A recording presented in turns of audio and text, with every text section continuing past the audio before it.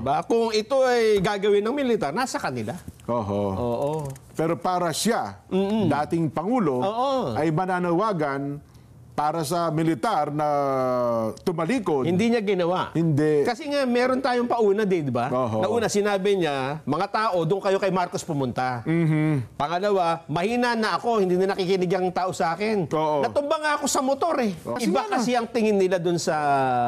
Oh, yung perspektibo nila, baka iba ang pagkakabasa nila. Can this committee arrogate upon itself that particular mandate? I would like that question to be answered, Mr. Chair.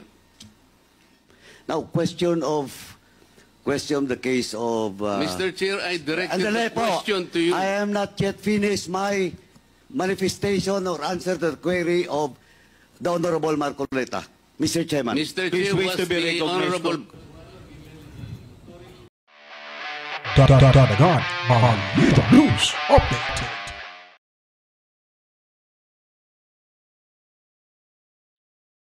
Alright, good morning mga kabataan. Welcome back na naman ho sa ating palatuntunan. Danagan Balita Reaction Video News Update. Welcome sa lahat po.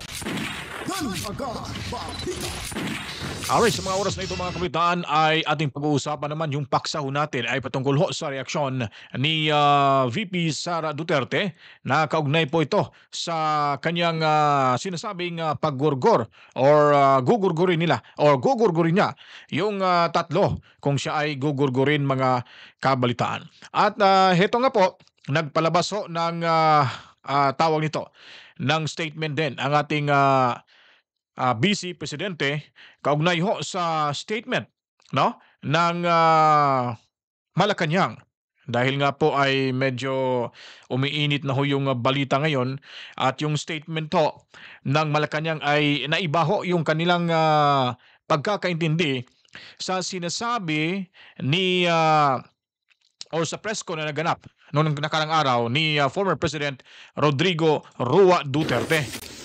Dahil nga po ay sinasabi ng Malacanang na nagbabalak pa di umano ng kudita o junta itong ating dating Pangulo na pinakiusapan at nanawagan sa militar. Pero kung ating papanoorin at pakikinggan ay parang wala naman ho talagang nagawang panawagan na magkudita o di kaya kahit anong hakbang agenso para mapatalsik yung ating Presidente Bongbong Marcos mga kabalitaan. Hindi po ba? Parang very defensive po yung ating Malacanang ngayon. At sobrang talino nila, parang naging bubo sila sa pagdinig sa kung ano po ang mga sinasabi ni Tatay Digong Duterte. Eh siyempre ho, gagawin ng lahat, magpapaepal sa presidente para at least magkakaroon ng mas malaki-laki pang Christmas bonus mga kabalitaan. Anyway, dito muna tayo sa bago pang lahat. Huwag kalimutan mag-subscribe para lagi tayong updated sa mga kaganapan sa ating lipunan. Like, comment, and share nyo po yung video ito mga kabalitaan. So hindi na natin papatagalin pa at ipapakita ko po sa inyo kung makikita nyo sa screen na ito mga kabalitaan ay ito po yung sinasabi kong statement to ni VP Sara Duterte dahil nga po na siya ay nakakatanggap ng A1 information na may plano ho siyang gugurgurin ng mga ito. Hindi pa malinaw kung sino yung kanyang tinutukoy at sino-sino itong mga saan nang galing ng lupalop itong mga nagpaplano mga kabalitaan. So ito po yung kanyang response or sagot ho sa mga sinasabing medyo may plano ho talaga itong administrasyong Bongbong Marcos. So babasahin ko po dito, statement niya po, ipinalabas nito ngayon lang, November 26, November 26 mga kabalitaan, ngayong araw lang ito, at sinasabi ditong, this is a response to the statement issued by the Presidential Communications Office or PCO on the orders of Executive Secretary Lucas Bersamin dated November 23rd, 2024.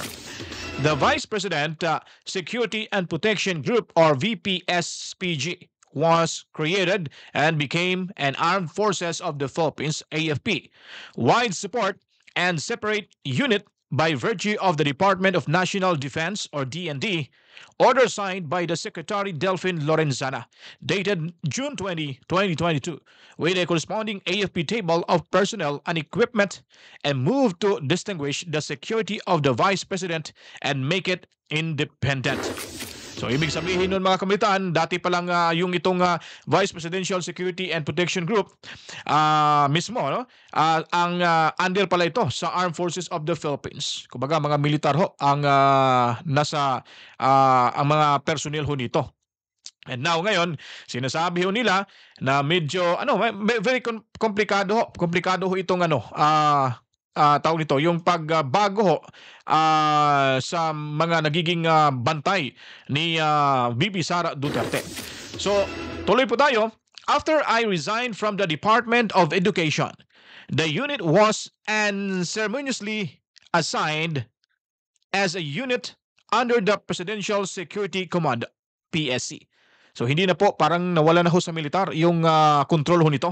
Parang nasa Presidential Security Command ho, PSC. Ibig sabihin nun, pwede yung presidente magsabi na punta ka nung kay Inday Sara Duterte, bantayan mo yung vice presidente natin, pero ang tanong ho dyan, talagang mapagkakatiwalaan ba?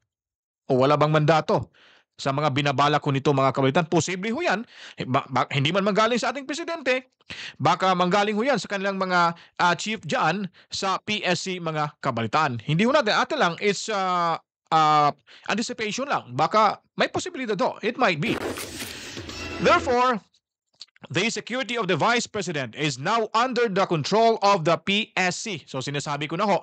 And as a consequence, influenced by the decisions of the Office of the President. Now, may punto ho si Inday Sara ho dito mga kabataan dahil nga po hindi niya na-control. It's out of her control yung mga taong magbabantay ho sa kanya. Kumbaga, yung command ho nito ay manggagaling ho sa Office of the President. So, chances are, baka may gagawing kalukuhan, hindi ho natin alam.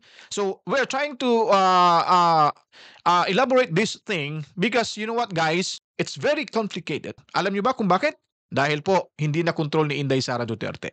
Yun po yung ibig sabihin nun. Medyo may chance hong magkaroon ng problema at assassination ho sa ating Vice Presidente dahil it's because may conflict na ho itong magkasin at mag-asawang Duterte laban ho sa ating Vice Presidente.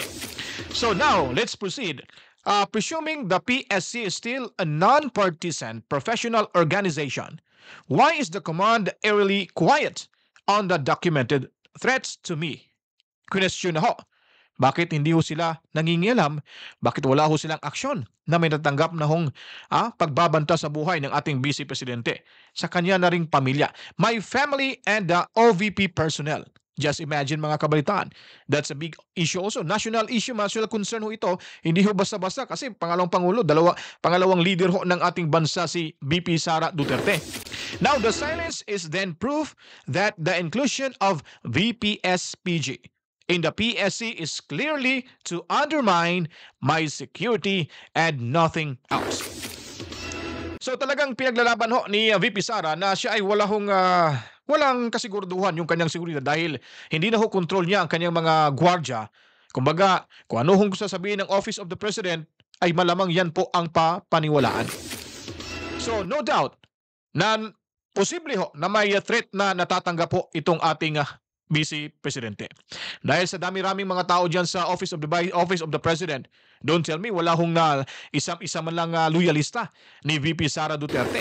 May magsasabi ho, mula mismo yan sa hanay ng mga kasundaluhan at dyan mismo sa PSG mga kabalitaan.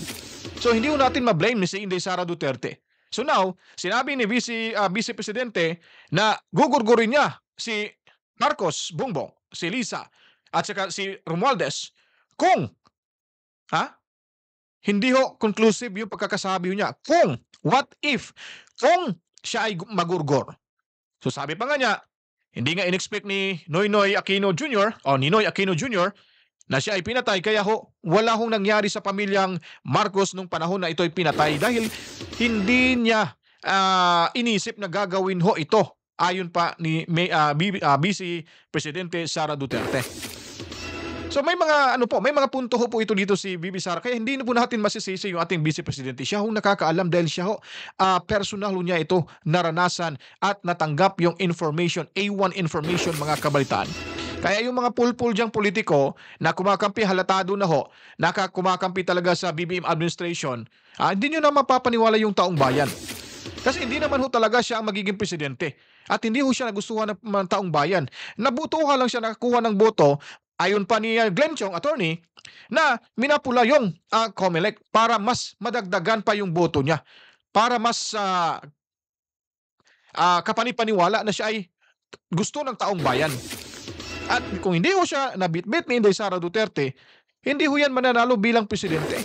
Kung sila yung magkakalaban, kulelet ho yan sa totoo po mga kabalitaan. Yan po yung katotohanan ho dyan. At ngayon naman po ay let's move on mga kabalitaan. Ito naman pong information ating ibibigay sa inyo.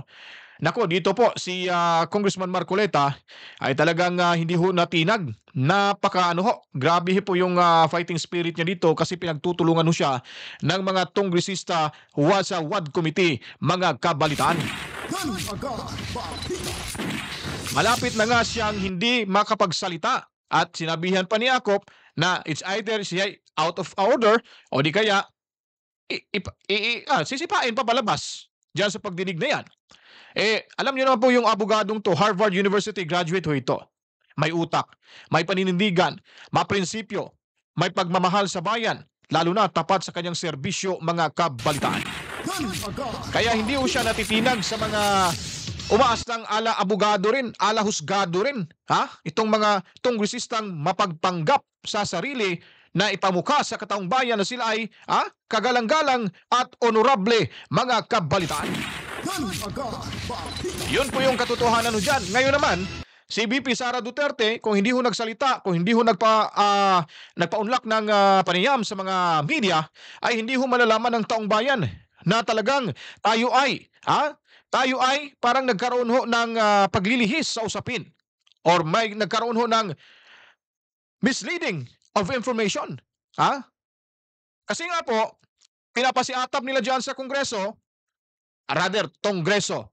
pinapasiatap nila diyan na ang 125 million pesos ng Department of Education ay binigyan ng notice of disallowance ng Commission on Audit, mga kabalitaan. Yun po ang pagkakaalam ng taong bayan.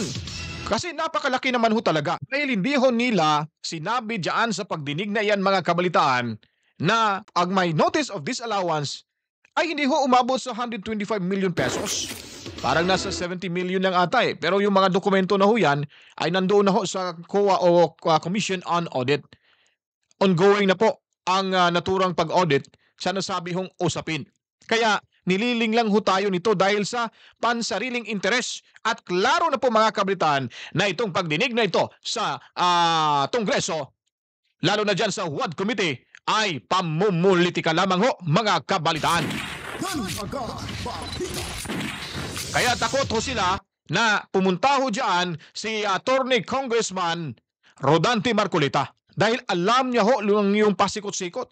Kasi yung karamihan dyan sa Kongreso sa WAD Committee ay hindi ho mga abogado. Mga abogago, siguro mga kabalitaan, mas kapanipaniwala pa. Dahil wala nga rong respeto sa kanilang mga resource persons. At may decency pa umano sila na bit-bit ni Bullstar Fernandez na nakakahiya nakakahiya yung utak. Mali-mali pa naman mag-English. Sana hindi na lang mag-English para hindi ho kakahiya, mga kabalitaan. Kaya hindi tayo nag-English dito kasi nga baka mabansagan tayong Fernandez II.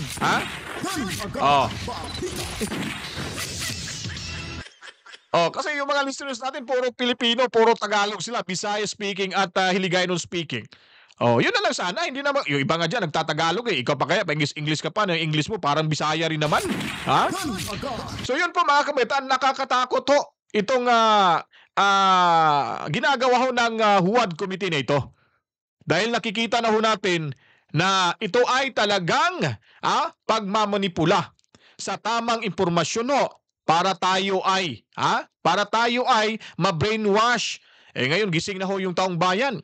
Yung mga young guns ho dyan sa Kongreso, pag makapagsalita, yung parang balbasarado na malaking katawan na parang gorilla, mga kabalitaan, at yung isa na parang Bonjing Jin dyan, at isa yung parang special mongoloid, at yung isa nga parang pag nagsasalita, parang bata na kadidede lang, mga kabalitaan.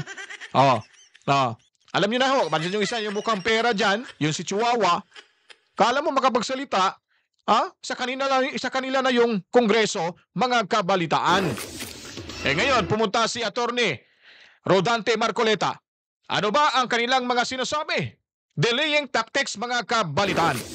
Pinapahinto, 1-minute suspension, pinapatayan ng mikropono, at kung ano-ano pang mga alibis para mainip itong si Congressman Rodante Marcoleta. Akala siguro nila na magwawagi yung kanilang mga plano. Talagang desidido naman po itong abogadong ito. Kasi nga, wala sila sa kumingkingan ni Attorney Marcoleta. Nung dumalaw sila, bago pa lang, nagsalita pa nga lang si Attorney Marcoleta, nagkaletse-letse na sila. Parang nagpanik na pati si Paduano. Nag-react na rin. Nagtanong si Marcoleta para kay Castro. Parang sinalo niya kasi si Castro parang talala rin, mga kabalitaan. Magaling lang yan pag may nag-abot sa kanya ng script na babasahin pag nagtatanong. Tingnan mo, pag walang script, tapos tinatanong na ng ibang kasamahan niya, pag nasa kanya na yung mikropono, yung tanong, ulit-ulit mga kabalitaan. Kaya mahilig yan sa may news, may writer yan kailangan. Hindi mawala yung writer sa likuran niya. Baka yung writer, yung matabang babae niya, medyo maganda naman yun. Baka yun siguro yung tagasulat o baka nakahanda na yun. Huli lang dumating sa kanyang lamesa. Ngayon, nagkakalitsi-litsi na sila ni Congressman Marcoleta. Dinadaan sa galit ni Congressman Paduano. Tingnan mo si Congressman Paduano. Samang makatingin ni Congressman Marcoleta. Kasi pag legalidad at basihan legalidad at batas yung pagbabasihan, ay kulilat sila diyan, mga kabaitan. Pakinggan natin itong argumento ni Congressman Paduano at ni Congressman Attorney Marcoleta. The mandate and authority to audit accounts on the expenses or expenditures of government is only the COA. I am raising a constitutional issue before this committee, Mr. Chair.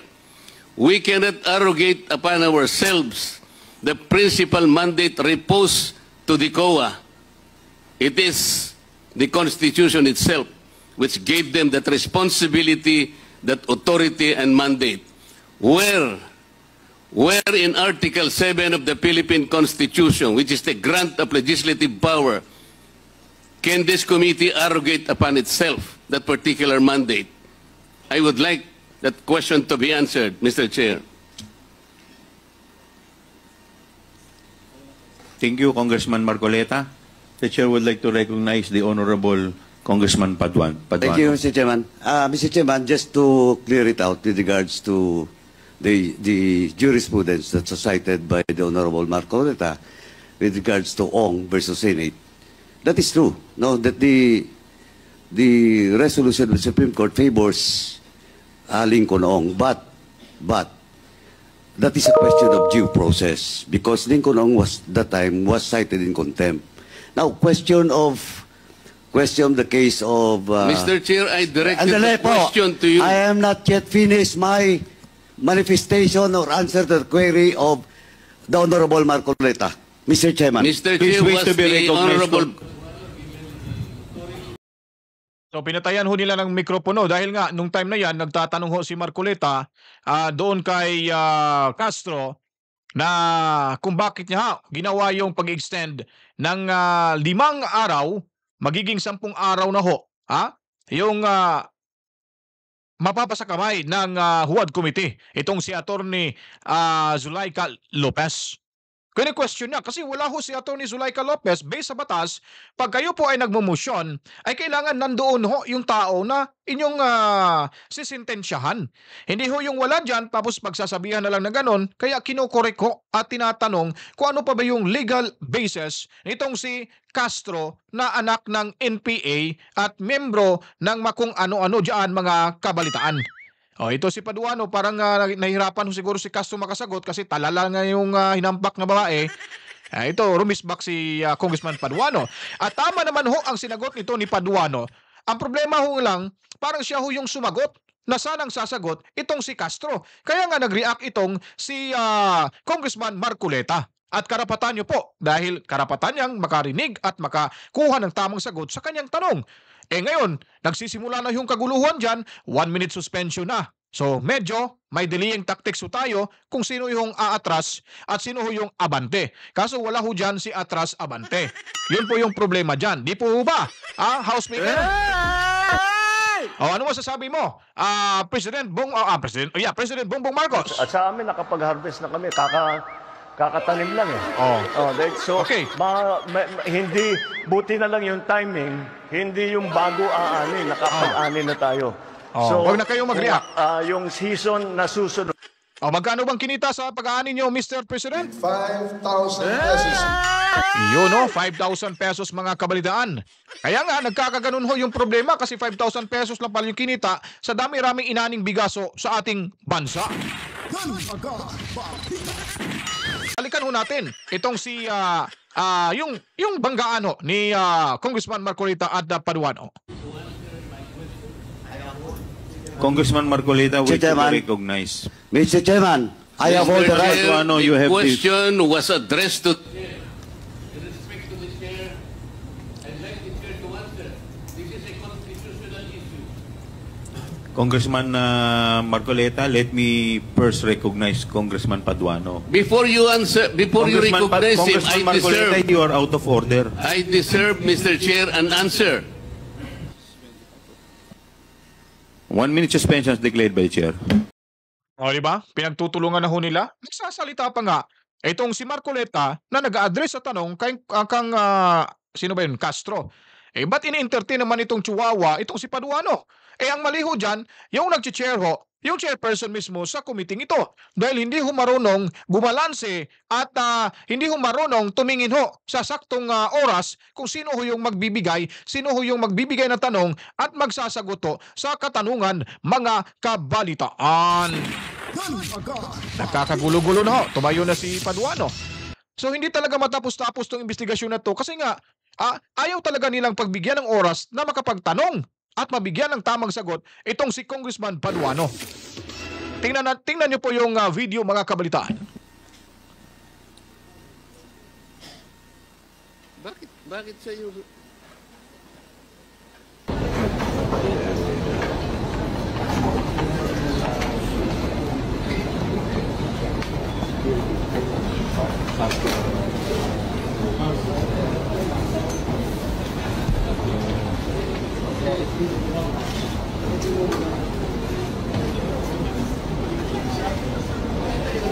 Kinausap ni Congressman itong si Chihuahua. Tapos ihirit din niyang isa dyan. Yung si Fernandez, parang wala akong nakakuha video Galit na galit din si Fernandez dyan Talagang inaano niya yung kamay ni Congressman Marcolita at dinuduro-duro niya pa dyan. Pero ewan ko kung nasa video kasi actual tong pinapanood ko na, hindi ko na na-review ito. Dire-diretso na natin itong binigyan ng reaction mga kabalitaan. Sana makita ko dito na dinuduro itong si Congressman Marcolita, itong si Fernandez. Nakatalikod, so hindi pa ito yung portion. Parang dyan na yata mga kabalitaan. Kinausap niya rin si Suarez. Ayun na, wala, di ba? Okay, so dito, nakita na ho natin pala. Nasa kabilang player pala itong saganang mamayan.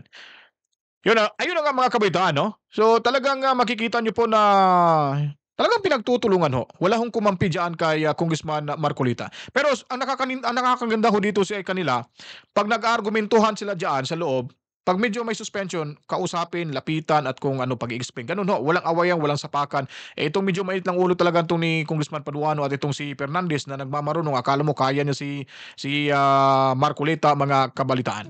Hanggang purma lang itong hinampak na to balikan ho natin itong reaksyon ng Malacanang ho na sinasabi ho nilang nag-udyok ng kudita. Daw di umano si former President Rodrigo Roa Duterte sa pamamagitan ho ng kanyang press conference doon sa Davao City. Ewan ko lang kung nakapagpangatuloy na ba sila dyan sa kanilang mga tenga, parang nabingi yata, o baka yung reading comprehension o yung pagkakaintindi ho, baka mali lang ho talaga at baka hindi ho nila nakita at napanood itong video ito o nakikinig lang ho sila sa mga chismosa at sa mga sip-set dyan sa Malacanang.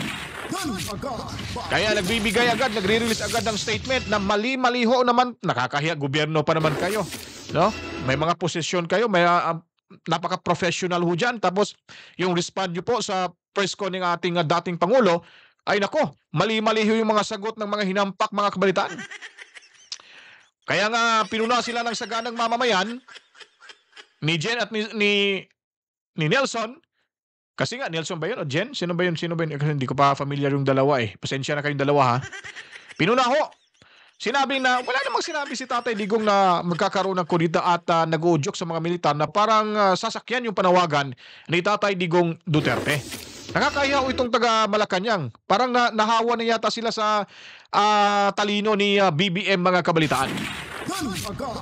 So ngayon, kinggan natin itong saganang mamamayan dahil pinunaho nila ang statement or press press release ng Malacanang patungkol sa press con na ginanap na nakarang araw dyan sa Davao City ni Tatay Digong Duterte. Tawag na fractured governance. Actually, wala naman siya hinihiling. Oho. Pagka pinakinggan ko to Oho. Inisa-isa ko to. Walang inaano lang niya. Nabahala sila. Kung gusto nila na ganito ang takbo, yan ang posisyon ng AFP. Parang may pinanggit pa siya kagabi na parang kinggan ko. Ayaw ko ng kudita niya. Ayaw niya. Ayaw ko niya kasi magmuluan niya. Sinabi nga, reporter, pag sinulat mo ito, isama mo yung tanong mo, ha? Kasi hindi ako dyan sa hunta-hunta. Ayaw ko niyan. Parang sinasabi niya. Ito lang, sinasabi ko, ito ang solusyon. Oho. Diba? Kung ito ay gagawin ng militar, nasa kanila. Oo. Pero para siya, dating Pangulo, ay mananawagan para sa militar na tumalikod. Hindi niya ginawa. Hindi. Kasi nga, meron tayong pauna, di ba? Oho. Nauna, sinabi niya, mga tao, doon kayo kay Marcos pumunta. Pangalawa, mahina na ako, hindi na nakikinig ang tao sa akin. Oo. Natumba nga ako sa motor Oo. Nakatungkod na nga ako Yan. At tapos sinabi niya, ang problema natin dito, yung mga pondo, nawawala kung saan nilagay. Yung Oho. PhilHealth. Meron pa siyang sa Maharlika Fund. Binanggit din niya yan Oho. Tapos nauwi na rito. So ano ang remedyo? Ang Yan. remedyo dito, pwedeng sa Supreme Court, pero matagal. Kasi Ayun. daw marami nang nababiolate na karapatan niya. Oho. Pero may mas mabilis kung militar. Sabi niya, yung fractured na government. Pero kung titingnan mo, siya ba ay nananawagan? Hindi, sinabi lang niya yung mga possibility. Ayun. So inilatag niya yung mga options. At ang sabi niya, bahala sila kung gusto nila sumunod sa presidenteng tut-tut. Ayun. Oho. So, kakasuhan ko yan. Sino? Ang Pangulo. Hindi. Baka ganun ang pagkakaintindi ng iba, di ba? Mukhang yan nga ang nangyari dyan, ha? Wala ba siyang panawagan letra for letra na binanggit niya yung pulis at yung militar? Wala. Wala ba doon sa buong press con kahapon? Kaya nga ikaw dyan, kaya ko nga pinarinig sa inyo yung introduction, yung pauna, para makita mo kung ano ang sitwasyon ng dating presidente. Una, naniniwala siya na mahina na yung kanyang katawan. Pangalawa, naniniwala siya na hindi na rin siya ganun ka-powerful para manawagan ng people power o nung anuman. So para kung siya ay manguna, hindi na niya kakayanan. Hindi na niya kakayanan. Kaya nga niya sinabi na doon kayo pumunta kay Marcos, wag sa akin. Hindi kami nakikipag-contest sa kanya. Tapos nilatag lang niya, may problema tayo. Kung gustong solusyonan niya ng militar, nasa kanila na yan. Ako naman, baka pwedeng wag na militar ang solusyon. Baka pwede na ako makasolusyon yan. Pwede nga. Hindi ka nga... Pero ito ang sabi ng Malacanang Jen. Yun ang reaksyon. Sige. Ito yung reaksyon. Tignan natin kung ano naging reaksyon ng Malacanang ukol sa bagay na Hindi yan. ko lang kasi alam kung... Seryoso din kasi Iba yan, kasi ang tingin nila dun sa... yung perspektibo nila, baka iba ang pagkakabasa nila. Sabi ko nga kanina, Nelson, sabi sa Amerika, sapagkat isang araw at kalahati ako sa Amerika, alam mo naman tayo, tubod dyan ako lumaki Read between the lines. Yun. Read between the lines, yan ang ginawa nila. So binigyan nila ng kahulugan yung hindi naman sinasabi ng dating Pangulo. Ay, sige nga, ano sinabi niya? Ang sabi po ng Malacanang, ito po ay pahayag ni Executive Secretary Lucas Bersamin. No motive is more selfish than calling for a sitting president to be overthrown so that your daughter can take over. So ang kanyang pananaw doon sa sinabi ng dating Pangulo, patalsikin ng presidente. Ang incumbent. Si dating Pangulong Bongbong, para makinabang daw ay ang kanyang anak, si Inday Sara bilang pangalawang Pangulo. Succession. Pa niya. And he will go to great and evil lengths such as insulting our professional armed forces by asking them to betray their oath for his plan to succeed. Oo. Ayun.